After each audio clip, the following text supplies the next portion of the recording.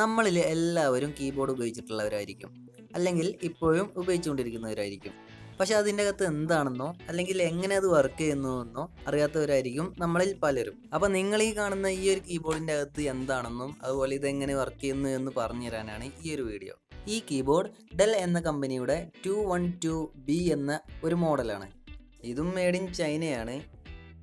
ഇത് നമുക്ക് അഴിക്കാനായിട്ട് ഇതിൻ്റെ ബാക്ക് സൈഡിൽ ഒരു 12 സ്ക്രൂ നമുക്ക് കാണുന്നുണ്ട്. ഈ ഒരു ചാനൽ ആദ്യമായിട്ട് കാണുന്ന ആളുകളോട് എനിക്ക് പറയാനുള്ളത്, ഇതിൽ ഞാൻ കാണിച്ചു തരുന്ന ഒട്ടുമിക്ക പ്രൊഡക്റ്റുകളും അത് ഓപ്പൺ ചെയ്ത് അതിൻ്റെ ബിൽഡിംഗ് ക്വാളിറ്റി എന്താണ് എന്നും അതുപോലെ അതിൻ്റെ വർക്കിംഗ് എങ്ങനെയാണെന്നും കാണിച്ചു തരാൻ വേണ്ടിയിട്ടാണ് ഇങ്ങനെ ഒരു ചാനൽ.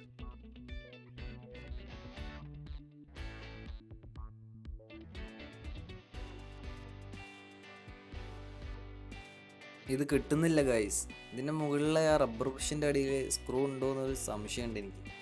നമുക്ക് അതും കൂടി ഒന്ന് എടുത്തു നോക്കാം.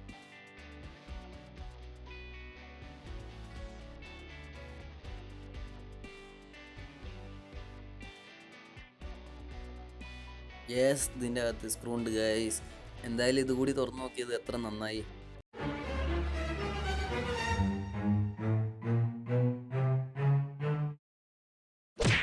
അപ്പോൾ നിങ്ങൾ ഇതുപോലെയുള്ള പ്രൊഡക്റ്റൊക്കെ റിപ്പയർ ചെയ്യുമ്പോൾ ശ്രദ്ധിക്കുക, ഇതുപോലെയുള്ള ഹിഡൻ ആയിട്ട് ഉള്ള ഏരിയയിൽ സ്ക്രൂ ഉണ്ടാവാൻ ചാൻസ് ഉണ്ട്.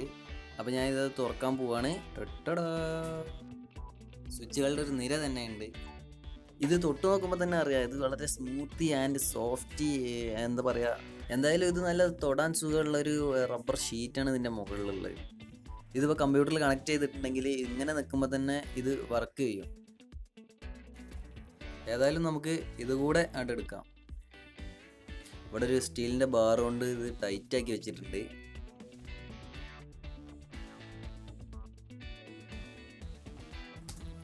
അപ്പോൾ ഇതുപോലുള്ള ഫ്യൂച്ചർ വീഡിയോസ് കിട്ടാൻ വേണ്ടിയിട്ട് നിങ്ങൾ ചാനൽ സബ്സ്ക്രൈബ് ചെയ്യാൻ മറക്കരുത്.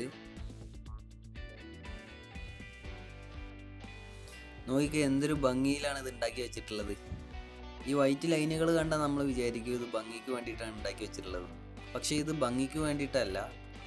ഇതിലെ ഓരോ സ്വിച്ചിലേക്കും അതിൻ്റെ സിഗ്നൽസ് കടത്തിവിടുന്നത് ഈ ഒരു ലൈനിലൂടെ. ഈ ഷീറ്റ് 2 എണ്ണം ഉണ്ട്.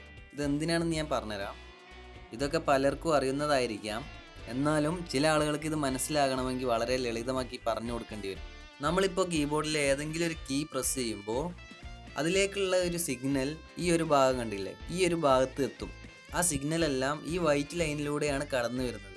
എന്നിട്ട് ഈ അറ്റത്തെത്തിയ സിഗ്നൽ ഈ ഒരു ഭാഗത്ത് നിന്ന് ഈ ഒരു ബോർഡിലേക്ക് ട്രാൻസ്ഫർ ആവും. നേരത്തെ നമ്മൾ അഴിച്ചെടുത്ത ഒരു സ്റ്റീൽ ബാർ ഇവിടെ വെച്ചിട്ടുണ്ടായിരുന്നത് ഈ കോണ്ടാക്റ്റ് വളരെ ടൈറ്റായി നിൽക്കാൻ വേണ്ടിയിട്ടാണ്. ഈ ബോർഡിലേക്ക് എത്തിയ സിഗ്നൽ കംപ്രസ് ചെയ്ത് ഈ ഒരു USB കേബിൾ വഴി കമ്പ്യൂട്ടറിലേക്ക് എത്തുന്നു. നമ്മൾ കീബോർഡിൽ ഒരു സ്വിച്ച് നിൽക്കുമ്പോൾ ആ സ്വിച്ച് വന്നിട്ട് ഈ ഒരു ഭാഗത്തായിരിക്കും ഒന്ന് തട്ടുന്നത്. ശരിക്കും ശ്രദ്ധിച്ചാൽ മനസ്സിലാവും, ഈ ഒരു ഭാഗം മാത്രമാണ് പുറത്തോട്ട് നിൽക്കുന്നത്, ബാക്കിയുള്ളത് പ്ലാസ്റ്റിക്കിൻ്റെ ഉള്ളിലാണ്. അപ്പോൾ കീ ഇതിൽ വന്ന് തട്ടുമ്പോൾ ഈ ഒരു പോയിന്റും മറ്റേ ഷീറ്റിൻ്റെ ഈ ഒരു പോയിന്റും തമ്മിൽ കോണ്ടാക്റ്റ് ആവുന്നു. ഇങ്ങനെയാണ് ഇതിൻ്റെ സിഗ്നൽ അങ്ങോട്ടേക്ക് എത്തുന്നത്. ഇനി ഇതിൻ്റെ കീ ഞാൻ കാണിച്ചു തരാം. നിങ്ങൾക്കിത് പ്രസ് ആവുന്നത് കാണുന്നില്ലേ? നല്ല സ്മൂത്ത് ആയിട്ടുള്ള കീകളാണ് ഈ കീബോർഡിൻ്റേത്. പിന്നെ ഇതിൻ്റെ ക്യാപ്സ് ലോക്കിൻ്റെയും നമ്പർ ലോക്കിൻ്റെയും ഒക്കെ LED ഈ ഒരു ബോർഡിൽ തന്നെയാണ് ഉള്ളത്. അല്പം ഒന്ന് ശ്രദ്ധിച്ച് നോക്കിയാലേ കാണാൻ പറ്റുള്ളൂ. അപ്പോൾ എനിക്ക് കഴിയുന്നത്ര ഞാൻ എക്സ്പ്ലെയിൻ ചെയ്ത് തന്നിട്ടുണ്ട്. അപ്പോൾ നെക്സ്റ്റ് വീഡിയോയിൽ അടുത്ത പ്രോഡക്റ്റുമായി വീണ്ടും കാണാം. ബൈ.